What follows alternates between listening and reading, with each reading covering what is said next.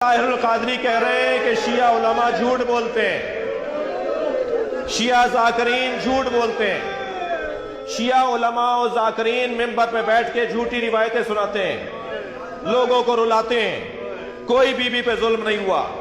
ہم نے 40 سنی عالموں کی کتابیں کھول کھول کے دکھائیں۔ سوشل میڈیا پر 32 منٹ کا کلپ ہمارا موجود ہے، جا کے سرچ کر لیجئے، ان بچوں کو نظر آ جائے گا۔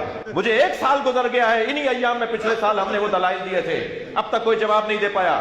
جواب دو ہمیں کہ تمہاری کتابیں نہیں ہیں تو کس کی کتابیں ہیں؟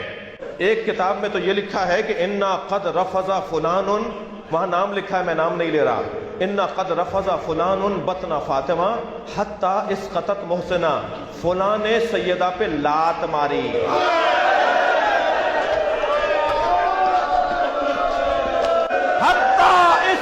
محسنہ، جس کی وجہ سے محسن شہید ہو گیا۔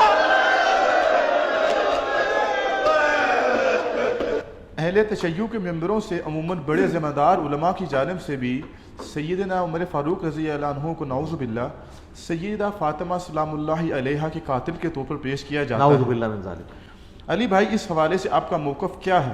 مصائب جتنے بیان کرتے ہیں پہلے ان کی آپ سند ثابت کریں۔ اگر آپ اس کو ڈیپ ڈگ کریں گے، دنیا کی جتنی کتابوں میں سیدنا عمر پہ یہ الزام لگایا گیا کہ وہ نعوذ باللہ حضرت فاطمہ کے قاتل ہیں، اس کی اصل ایک ہی سند ہے، ایک ہی کتاب ہے جس سے ساروں نے لی ہوئی ہے، اور وہ کتاب ہے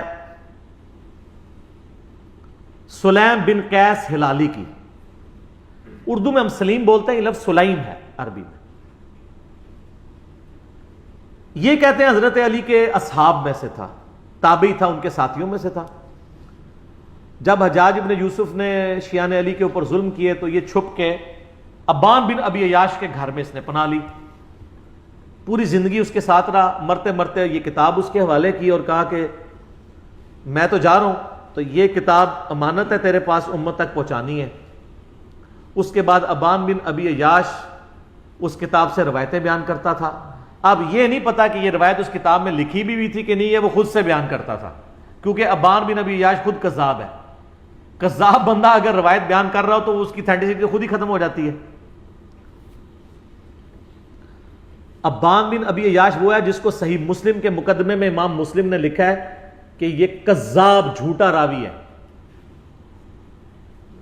بلکہ 2 تابعین، تبع تابعین آپس میں ملاقات کرتے ہیں تو اور وہ اس کو بتاتا ہے کہ میں نے جو ہے وہ 1000 سے زیادہ حدیثیں ابان بن ابی عیاش سے سنی ہیں، اور وہ کہتا ہے پھر میں نے نبی علیہ السلام کی خواب میں زیارت کی تو آپ نے صرف 5 یا 6 حدیثوں کی تصدیق کی، باقی سب پہ آپ نے فرمایا میری حدیثیں ہی نہیں ہیں۔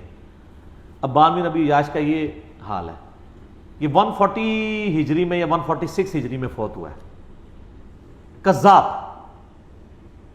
یہ اس نے واقعہ گھاڑ کے بیان کیا ہے۔ دنیا میں جہاں بھی آپ کو واقعہ ملے گا نا، ابان بن ابی عیاش کے حوالے سے ملے گا، اور وہ کہے گا جی مجھے جو کتاب ملی تھی سلیم بن قیس ہلالی کی، اس سے۔ اور یہ نہ سمجھیے گا یہ صرف سنی سے کہہ رہے ہیں کذاب ہے۔ علامہ خوئی جو ہیں اہل تشیع کے، وہ بھی کذاب سمجھتے ہیں اسے۔ شیعہ کے نزدیک بھی جھوٹا راوی ہے، لیکن یہ سودا چونکہ وہ ذاکرین نے بیچنا تھا، اور مجھے دکھ ہے بعض علماء بھی یہ سودا بیچ رہے ہیں شیعہ کے۔ ان کو تو کم از کم شرم و حیا کرنی چاہیے کہ اس کی سند ثابت بھی ہے کہ نہیں۔ شیعہ کے ان کو تو کم از کم شرم و حیا کرنی چاہیے کہ اس کی سند ثابت بھی ہے کہ نہیں۔ پہلے تو سند کے ساتھ واقعہ ثابت کریں، اگلی بات تو بعد میں ہوگی۔ جب ایک چیز ثابت ہی نہیں ہے اور آپ وہ سودا بیچ رہے ہیں اور اتنی بڑی بات کر رہے ہیں، بالکل جھوٹا واقعہ ہے یہ۔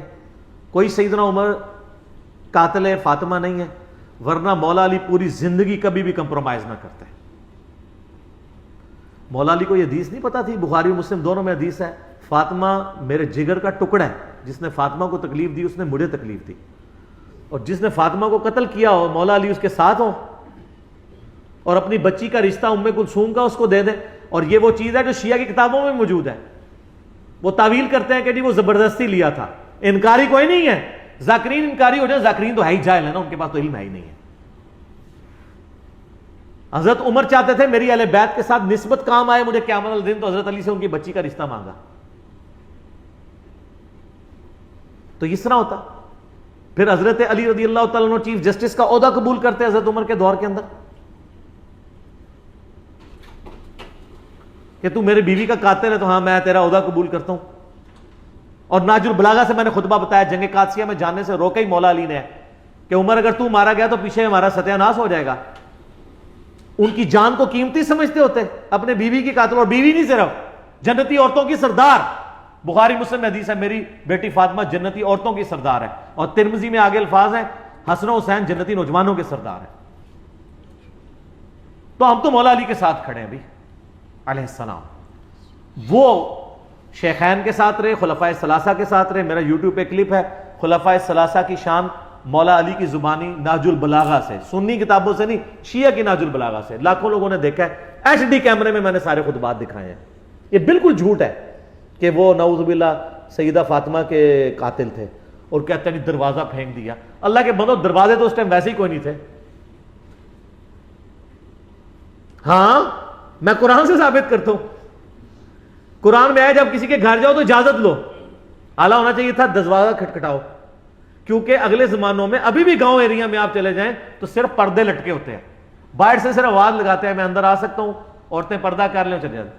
اسی لیے تو مسلم شریف میں حدیث آتی ہے نا کہ نبی علیہ السلام کی چارپائی کے نیچے وہ ایک کتے کا پلہ چلا گیا تھا تو حضرت جبرائیل اندر ہی نہیں آئے تھے.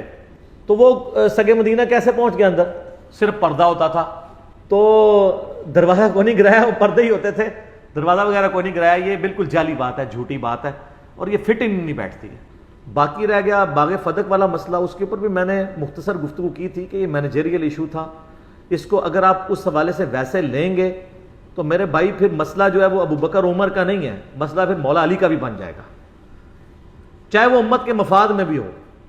لیکن مسئلہ بہت بڑا ہے نا, کیونکہ آپ علیہ السلام فرما رہے ہیں جس نے فاطمہ کو تکلیف دی اس نے مجھے تکلیف دی. رسول اللہ کو تکلیف دینے کا معاملہ کہاں تک جاتا ہے؟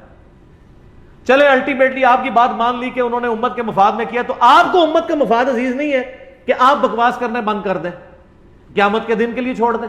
جب مولا علی خاموش ہو گئے اس مسئلے میں تو آپ کیوں اپنی زبانوں سے اس طرح کی باتیں کرتے ہیں؟ تو بات کہاں سے کہاں چلی. مولا علی ابو بکر کے ساتھ بھی رہے, عمر کے ساتھ بھی رہے, عثمان کے ساتھ بھی رہے, رضی اللہ عنہم اجمعین وعلیہم السلام اجمعین. لہذا اگر یہ سیدنا عمر قاتل فاطمہ ہوتے نعوذ باللہ من ذالک تو ایسا معاملہ نہ ہوتا.